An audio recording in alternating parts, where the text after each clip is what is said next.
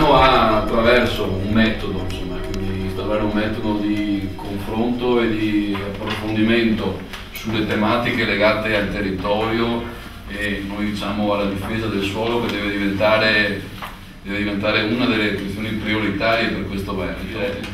Vediamo di raccogliere anche una serie di approfondimenti, perché delle volte nel confronto con molte delle loro realtà, io almeno mi accorgo che non abbiamo osservato qui nel lavoro regionale una serie di questioni. Cominciare oggi a fare una presentazione e poi sono già indicate, calendarizzate ulteriori momenti di approfondimento sui singoli temi, insomma, della problematica territorio, suolo, finanza, costi, insomma, di queste opere. C'è anche un problema di informazione.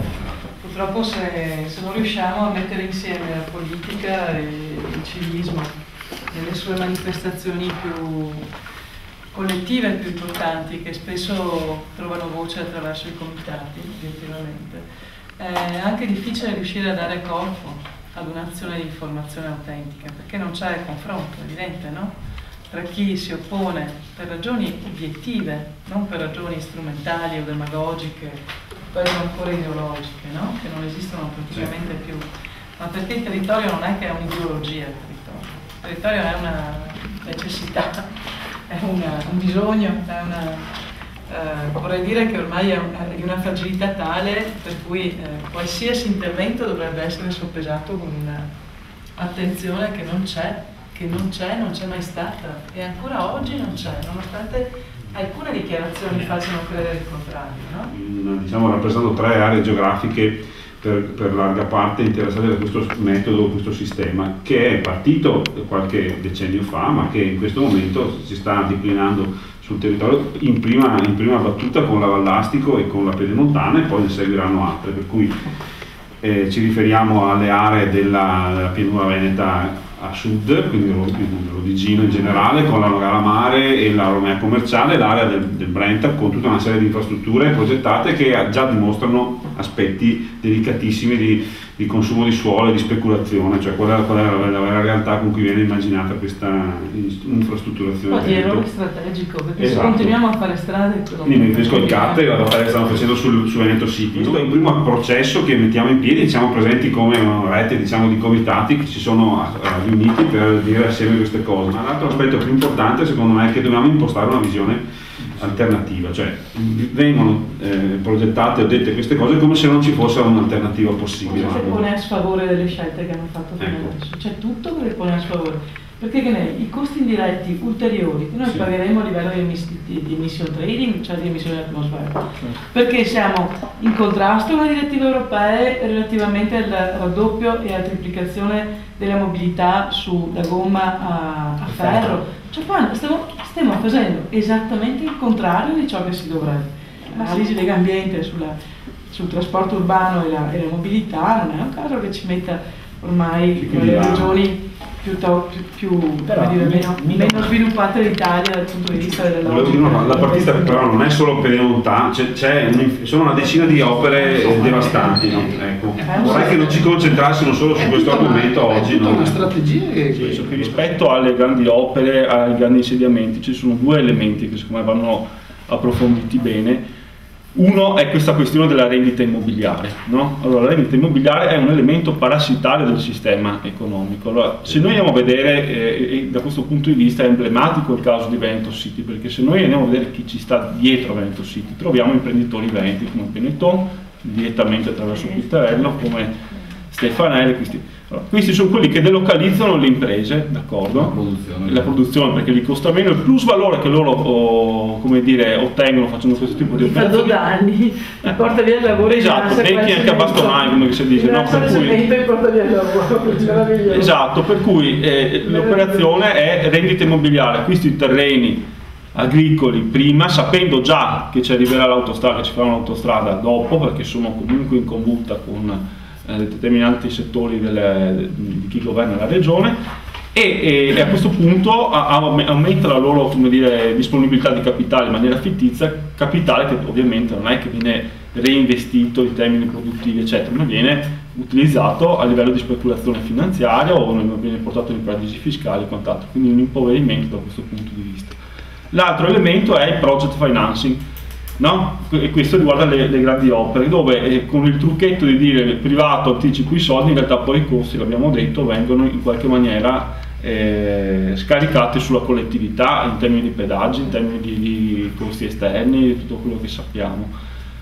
C'è un terzo elemento che secondo me andrebbe tenuto bene in considerazione, cioè il fatto della questione, e questo riguarda proprio il cemento. Io ho un dato qui, noi abbiamo una produzione di cemento di 1100 kg per abitante in Veneto, rispetto all'Europa che ha una media di 400 kg per abitante, 800 in Italia. Allora, leggo questo dato, vediamo le grandi opere, vediamo tutti questi grandi insediamenti, Veneto City, Barcon, Tessera City, Motor City eccetera, e poi tantissimi altri, capannoni, case eccetera da un lato, dove è evidente che invece queste cose non servono, perché le vediamo che sono questo tipo di operazioni sono già oggi inutilizzate, capannoni vuoti, case invendute e quant'altro. Però qual è il dato? Che questo rapporto antimafia dice che la mafia sta penetrando profondamente in questa regione nel nord Italia, e una delle filiere che utilizza per riciclare denaro sporco, come dire, che proviene dal traffico, è proprio la filiera del cemento. È proprio la filiera del cemento. Infatti noi ci diciamo non abbiamo elementi per denunciare, perché se no lo faremo, ma ci domandiamo chi è che ha i soldi per fare un'operazione come Veneto City, come Tessera City o Motor City, o può essere anche la questione di Barcon, se non la mafia, insomma, no? Questo è. Allora, su questa cosa io credo che qualcuno dovrebbe cominciare, noi ci proviamo, ma abbiamo bisogno di una mano per scoperchiare una pentola che è veramente piena di vermi, insomma, è ormai una questione anche di democrazia, perché noi da un lato assistiamo al fatto che vengono utilizzati sempre più frequentemente strumenti per imporre, come dire, alle popolazioni in queste opere, che possono essere i commissari, possono essere gli accordi di programma, la legge obiettivo, eccetera. Dall'altro c'è anche un'altra questione, che è questa, che molto spesso questo tipo di opere, non le opere pubbliche, vengono portate avanti in maniera illegittima. Cioè noi la Canonami l'abbiamo fermata per 2 anni perché ci siamo accorti che questi procedevano con un iter da legge obiettivo, non è una legge obiettivo. Veneto City stanno portando avanti questa cosa che Vernizzi, vabbè, adesso è arrivata la sentenza del Consiglio di Stato che sospende la sospensiva, ma voglio dire, fino a ieri non era così, e questo se ne frega beatamente, voglio dire che va avanti, abbiamo ferrato. Sì, ma voglio dire, poi succede questo, su Veneto City fa un accordo di programma senza che ci siano i presupposti per l'accordo di programma, senza fare la valutazione ambientale, lo denunci, lo dici, raccogli le firme, e non succede assolutamente niente, anzi se protesti ti becchi a denuncia. Allora questa cosa è intollerabile e rischia, ma è una cosa che succede per i comitati che lottano sull'ambiente, ma succede anche per i lavoratori, succede per questa cosa qui, bisogna prendere in mano. Un atto di solidarietà, diciamo, verso Mattia Donadella, che come sappiamo è il leader dei comitati ambiente e territorio della Riviera del Brenta, che in seguito ad una pacifica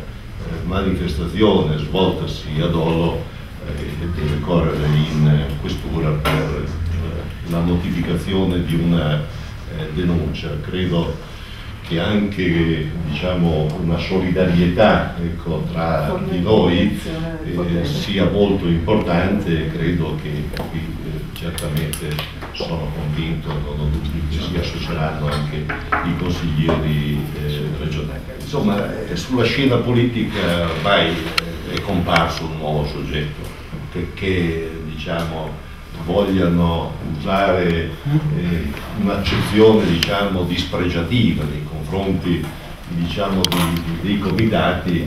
In tutto il Veneto è un pullulare di comitati contro lo scempio ambientale che si sta consumando, e c'è un dato nuovo. Il dato nuovo è rappresentato dal fatto che i comitati, che nascono prima a livello, diciamo, di un territorio circoscritto, hanno la tendenza a coordinarsi tra di loro.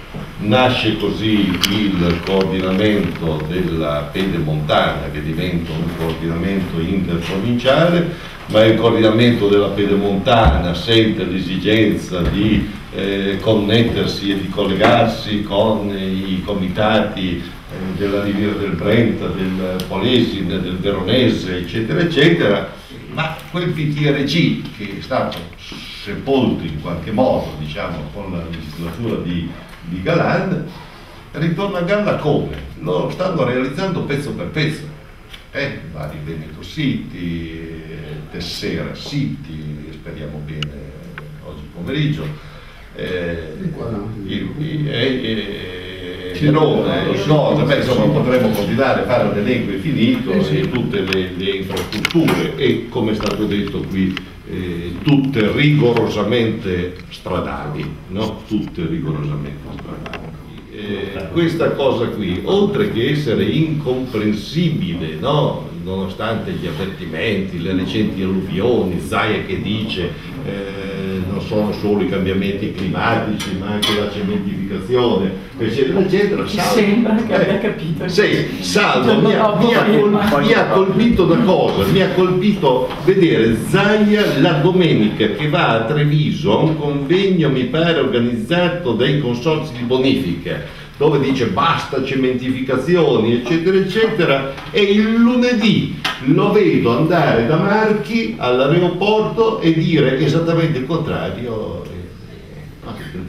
No, beh, la politica degli ultimi 10 anni è in continuità, insomma, è in continuità, ma noi dobbiamo avere sempre la capacità di indignarci e di disvelare, diciamo, questo meccanismo italiano. C'è bisogno, come dire, di ritornare ad elaborare una nostra proposta critica e propositiva per poi realizzare un'azione di movimento che sia capace di mettere insieme tutti questi comitati, sapendo che alla fine sono solo delle tessere, diciamo, di un disegno globale. Credo responsabili siano anche i sindaci, perché chi meglio di un sindaco può tutelare il proprio territorio? Cioè, sarà mica Roma che viene a tutelare i territori toccati dalla pedemontana. E qui abbiamo avuto il primo ostacolo noi come coordinamento. E allora la politica dobbiamo farla dal basso, questi signori si devono adeguare a queste esigenze che noi abbiamo sollevato qui.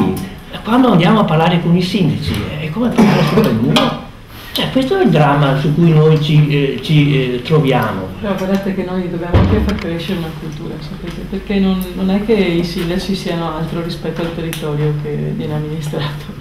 La mia personale sensazione, per aver documentato moltissime opere pubbliche che sono in corso, state annunciate in tutto il Veneto, è che siamo in presenza di un disegno davvero folle, nel senso che non tiene minimamente conto nemmeno delle questioni fondamentali, qual è la natura dei terreni dove ad esempio si va a costruire l'autostrada pedemontana, con delle devastazioni che sono ampiamente da mettere nel conto, come erano state messe nel conto quando qualche folle volle assolutamente fare la nuova base militare a Vicenza sopra la falda acquifera. E io ho avuto l'avventura di registrare per tempo le dichiarazioni degli ingegneri che facevano parte di quelli che dicevano no a questo stupro ambientale, che avevano preconizzato ciò che si è puntualmente avverato, cioè la devastazione e l'alluvione del territorio circostante,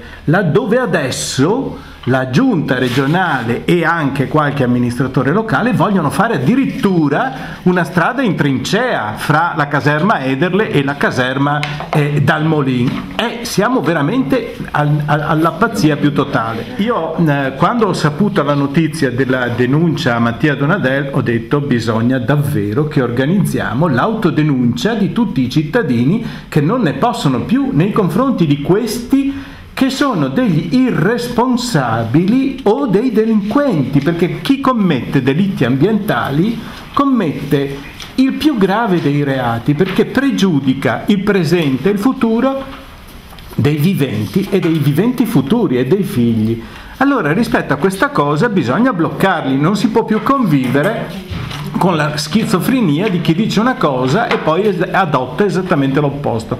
Rispetto a questa cosa io quello che ho registrato oggi, di queste cose che ci siamo detti, lo metto in internet perché mi sembra che sia importantissimo e su questo credo che dobbiamo tutti mobilitare immediatamente gli organi di informazione, perché c'è un ruolo che la RAI, il Gazzettino, il Giornale di Vicenza e tutte le altre testate regionali devono svolgere per offrire alla popolazione del Veneto un'informazione obiettiva e corretta, cosa che non è. No, anche perché è vero, sono d'accordo che è un aspetto di cultura, eccetera, però quindi bisogna fare informazione, però è una questione di affari. Cioè, non possiamo dimenticare, probabilmente è questo che unisce purtroppo troppo spesso anche trasversalmente chi governa, anche da posizioni politiche diverse. Bisogna essere onesti su questo terreno. La risoluzione dei problemi della mobilità, anche delle merci in alcune zone del Veneto, soprattutto nel Veneto ancora dell'area pedemontana, si poteva risolvere solo con questa disgrazia dell'autostrada progettata, perché addirittura si erano trovate soluzioni diverse, addirittura erano state approvate dalla conferenza dei servizi dei sindaci qualche anno fa, ma sono state proprio con la questione secondo me di legittimità, sono state stravolte con la nomina di un commissario la cui motivazione non regge da nessun punto di vista. E ora adesso il TAR l'ha ribadito con chiarezza, il Consiglio di Stato può metterlo in dubbio questa cosa, perlomeno l'ha sospeso e poi però bisogna che noi lo diciamo con chiarezza, cioè questa è la cultura che va combattuta, quella che non vuole risolvere i problemi ma vuole risolvere solo la questione di dare alcuni affari ad alcuni ben noti gruppi che poi hanno delle connivenze anche culturali, e che non è meno grave, anche culturali con amministratori locali.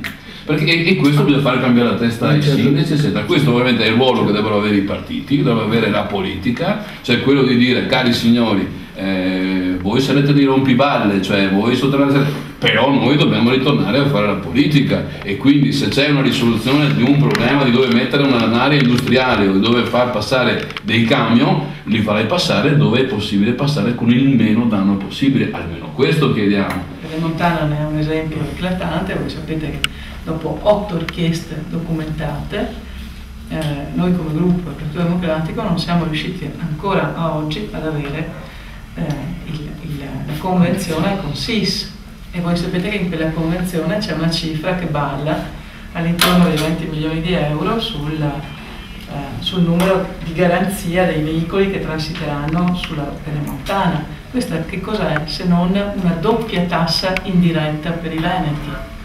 Da una parte perché la Pedemontana la pagheranno più cara di quello che l'avrebbero pagata nel momento in cui almeno la metà della cifra fosse arrivata da dinari pubblici, no? E la seconda perché alla fine, se non transiteranno quel certo numero di veicoli, i nostri figli pagheranno per i prossimi 25-30 anni 20 milioni di euro all'anno, mica bruscolini, insomma. Quindi voi capite che insomma su ste robe riuscire a fare fronte comune, al di là di tutto, per trasferirlo alla popolazione, perché non si plauda a quello che può diventare domani l'ennesimo danno. Non a caso il 6 febbraio questa cosa su una sorta di approfondimento anche tecnico su come si gestiscono i progetti di finanza che sono stati chiamati di debito, perché consegnano il debito alle future generazioni, e questo è un po' la cosa. Noi la facciamo e dobbiamo, magari la incrociamo con un bilancio che un mese dopo approviamo. Credo che sia questo il senso.